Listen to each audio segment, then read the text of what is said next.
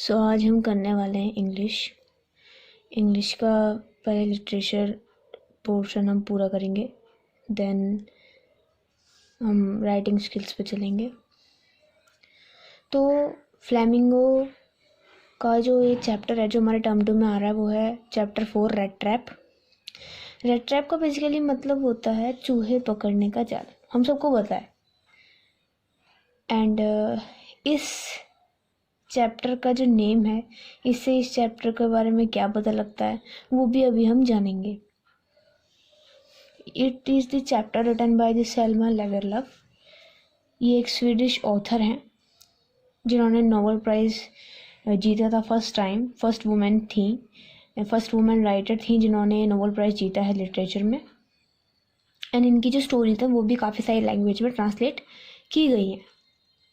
तो ये जो बेसिकली चैप्टर है ये हमको ये बताता है कि किसी न किसी इंसान में कोई ना कोई इच्छाएं छुपी हुई होती है, बट उस अच्छाई को हमें अपने नज़रिए से देखना पड़ता है। अगर हम किसी इंसान के टुवर्ड्स काइंड है, हमारे अंदर इतनी अंडरस्टैंडिंग है, हमारे अंदर इतना लव है कि हम उस इंसान को उसकी अच्छाई को देख सकते हैं, तो हमें उसकी एसेंशियल गुडनेस दिख जाएगी। बट अगर नहीं है तो नहीं दिखेगी। एंड ये इंसान ये भी बताता है कि कोई भी इंसान अच्छा या बुरा नहीं होता, उसकी सिचुएशंस उसको अच्छा या बुरा बना देती हैं। इस चैप्टर में हमें ये इंटरेस्टिंग चैप्टर है एंड काफ़ी कुछ सीखने को भी मिलेगा।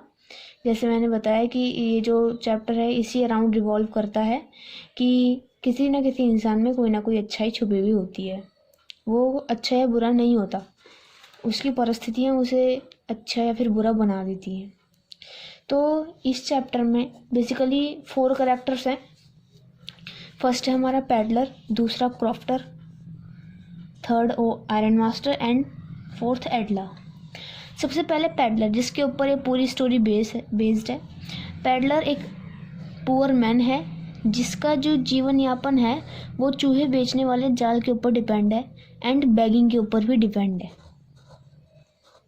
ठीक है, मतलब वो दोनों काम करता है, जो भीख मांगता है एंड जो भी मटेरियल उससे उसको मिल रहा है भीख मांगने से उससे, और जो भी मनी उससे कलेक्ट होती है उससे वो रेड ट्रैप बना के अपने आप बनाता है एंड अपने आप ही उसे बेच देता है। ठीक है, ये बिजनेस उसके लिए ज़्यादा प्रॉफिटेबल नहीं होता, इसलिए वो पुअर का पुअर ही रह जाता है। ठीक है, एंड वो आगे चूँकि ये बिज़नेस उसके लिए प्रॉफिटेबल नहीं होता तो उसकी परिस्थितियाँ, ना ही उसके पास रहने के लिए घर होता, ना ही उसके लिए कोई स्टेबल जॉब होती है। उसको आगे ये चोरी करने में मजबूर कर देते हैं। उसकी ये सर्कमस्टांसेस उसको एक थीफ बनने पर मजबूर कर देते हैं। दूसरा करेक्टर है क्रॉफ्टर यहाँ पर ओल्ड मैन है जिसके बारे में हम स्टोरी में पढ़ने वाले हैं, जिसको लूटा जाता है पैडलर के द्वारा। ठीक है, robbed by the peddler. Iron master एक ऐसा इंसान है जो पैडलर को अपना फ्रेंड समझ बैठता है गलती से, और बट ये जानने के बाद कि ये चोर है वो फिर भी इस पर ट्रस्ट करता है अपनी बेटी एडला के परसुएशन के कारण। ठीक है, परसुएशन माने प्रोत्साहन, मतलब उसकी जो बेटी है ना वो काफ़ी काइंड हार्टेड है, वो सबके टुवर्ड्स उसका जो है एक बहुत अच्छा बिहेवियर है, जिसके कारण वो अपने फादर को भी उसने इन्फ्लुएंस करा कि आप पैडलर पे ट्रस्ट करो।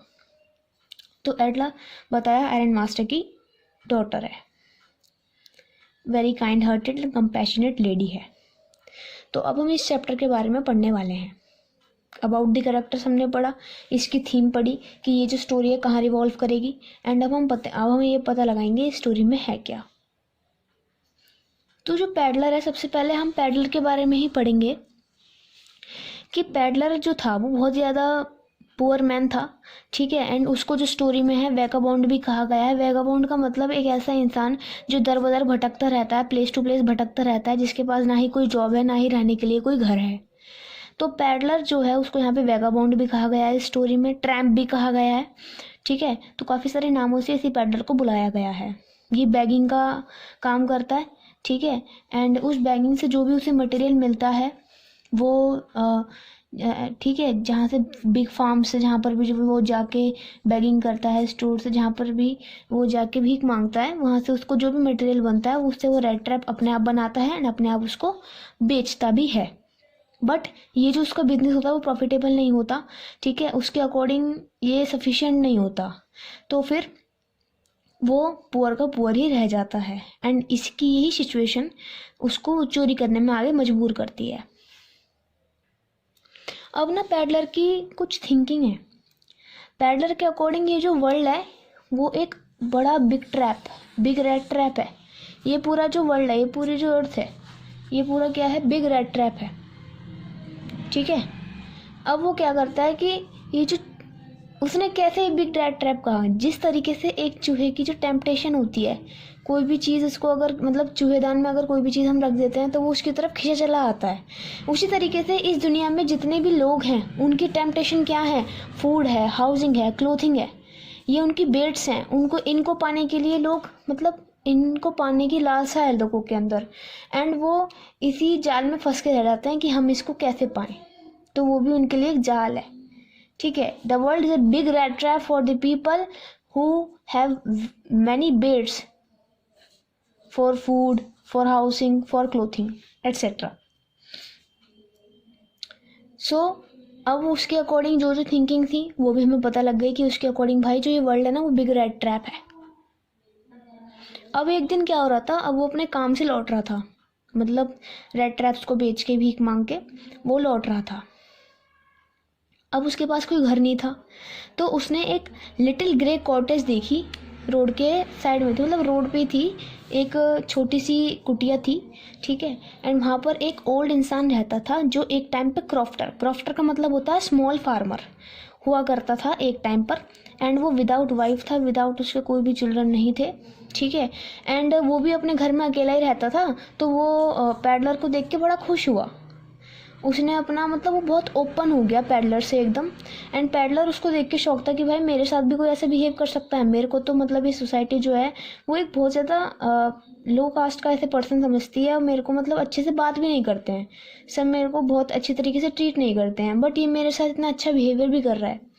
वो शौक था इसलिए देख के। तो ओल्ड मैन उसको खाना देता है, उसके साथ गेम खेलता है, गेम का नाम भी दे रखा है, बड़ा अजीब सा है।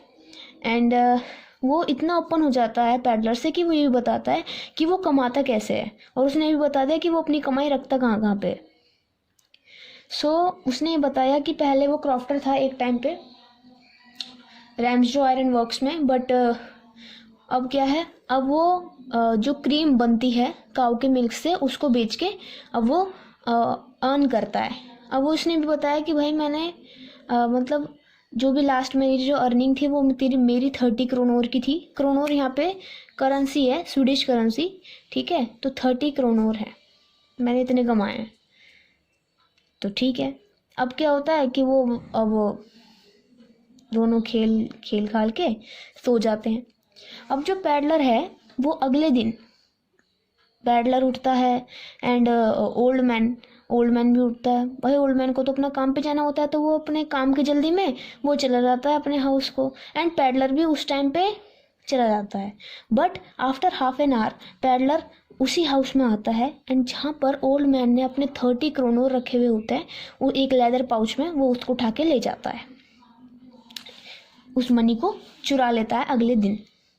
तो अब पैडलर ने सोचा कि अब मैंने मनी चुरा ली है, तो अब अगर मैं हाईवे से गया तो मैं पकड़ा जाऊंगा, तो इसलिए वो वे ऑफ फॉरेस्ट को अडॉप्ट कर लेता है अपने आप को बचाने के लिए, क्योंकि उसने उस रास्ते को आसान पाया। बट वो जो जंगल था वो बहुत ज़्यादा घना था, वहाँ पे कोई भी डेफिनेट डायरेक्शन नहीं थी, तो भाई वो उसके लिए थोड़ा हार्ड हो गया। तो अब वो चलता गया। अब बहुत ज़्यादा सर्दियों का टाइम था, डार्क भी बहुत जल्दी हो जाता है, तो अब उसको डर लगने लगा कि अब मतलब मैं कैसे जाऊँगा, कैसे बचूँगा, और कहाँ जाऊँ मैं, कैसे निकलूँ। उस टाइम पे उसे रियलाइज़ हुआ कि सच्ची में जो वर्ल्ड है वो एक बिग रेड ट्रैप है, जिसमें लोग जो है अपनी टेम्पटेशन को बुझाने के लिए एक जाल में फंस जाते हैं, गलत काम करते हैं, ठीक है। एंड उससे निकलना भी बहुत ज़्यादा भारी पड़ जाता है, जिस तरीके से उसको फॉरेस्ट से निकलना इस टाइम पे भारी पड़ रहा था। तो उस टाइम पे उसे यही बात रियलाइज़ होती है that the world is like the big red trap. उसे अगेन एंड अगेन वही बात याद आई चली जाती है। अब फिर वो आके ग्लूम डिसअपियर, ठीक है, और जैसे जैसे खतरा बढ़ता जाता है वो मतलब बहुत ज़्यादा निराश हो जाता है, एक जगह बैठ जाता है। तो बट उसको कुछ समय बाद उसको एक रेगुलर थम्पिंग मतलब धम धम की आवाज़ सुनाई देती है, जैसे जिस तरीके से वो किसकी धम धम थी, hammer strokes in the iron mill, कि भाई आयरन मिल में जो हथौड़े मारते हैं ना एकदम उसको बीट करने के लिए, तो उसकी आवाज़ थी। एंड उसको वो सुन के थोड़ा उसको वो आता है, एनर्जी आती है उसके अंदर, सारी स्ट्रेंथ उसकी समंड हो जाती है, कलेक्ट हो जाती है कि हाँ भाई चलो मेरे को कोई जगह तो मिलेगी जहाँ पर मैं रह सकूँ, ठीक है, मतलब जैसे मैं अकेले यहाँ पे इधर से उधर भटक रहा था, कम से कम ये तो नहीं होगा। तो अब उसने वो आयरन मिल थी, आयरन मिल का नाम था रैम्सजो आयरन वर्क्स।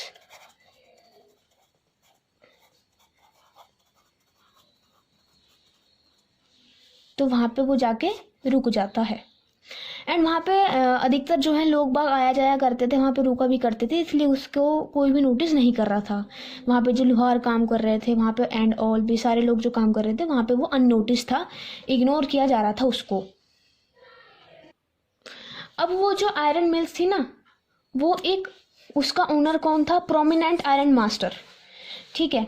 एंड वो आयरन मास्टर जो है ना वो राउंड लगाने आया करता था रात को कि मेरी मिल में क्या क्या काम चल रहा है। तो उस टाइम पे भी वो आया, उसने पैडलर को देखा, उसने उसको नोटिस करा कि भाई फिर उसने उसको वो पैडलर को देखते, क्योंकि ज़्यादा अंधेरा सा था और अच्छी सी लाइट नहीं थी, तो उसे एकदम से देखते लगा कि ये तो मेरा पुराना दोस्त है, ठीक है, जो मेरे साथ रेजिमेंट में काम करता था, बट उसने वो छोड़ दिया था। एंड अब उसकी ऐसी हालत हो गई है कि वो उसके पास जो है वो अच्छे कपड़े भी नहीं है पहनने के लिए, एंड वो फटे पुराने कपड़ों में यहाँ पर बैठा है।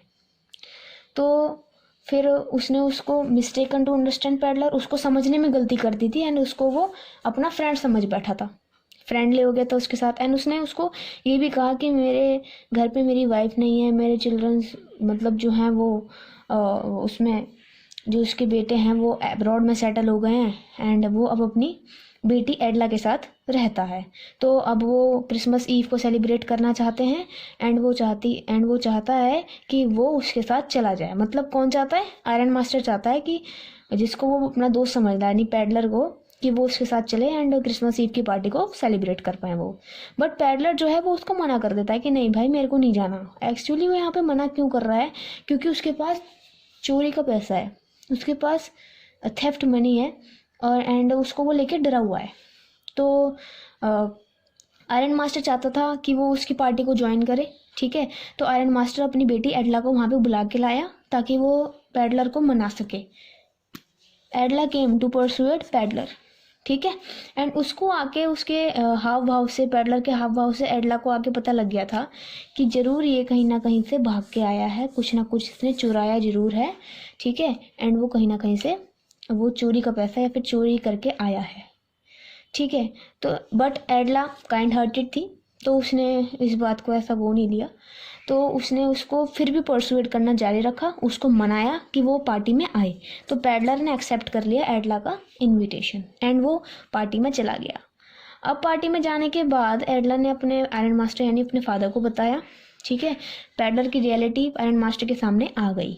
आयरन मास्टर ने कहा कि चलो मैं तुमको शरीफ बेसिकली पुलिस को ही कहते हैं, एंड मैं तुम्हें उनके हवाले कर दूंगा।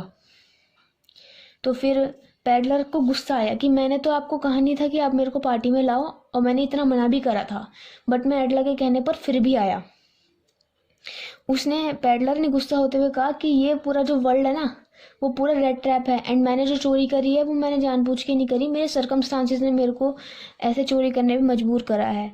एंड ये जो बेट्स हैं, ये किसी भी इंसान को, बेट्स मतलब लालच, मतलब ये सारी जो चीज़ें जो हमें लालच ला रही हैं हमारे मन में, उन्हें कहते हैं हम बेट्स, ठीक है। एंड ये जो बेट्स हैं वो हर एक इंसान के जीवन में आते हैं, तो आपके जीवन में भी आएंगे। तो ये बात सुन के आयरन मास्टर जो है वो हंस पड़ता है।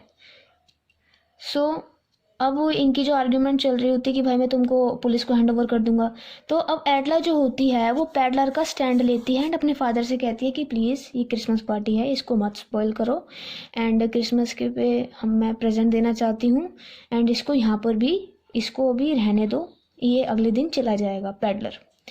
तो उसके विनती करने पर, रिक्वेस्ट करने पर आयरन मास्टर मान जाता है अपनी बेटी की बात।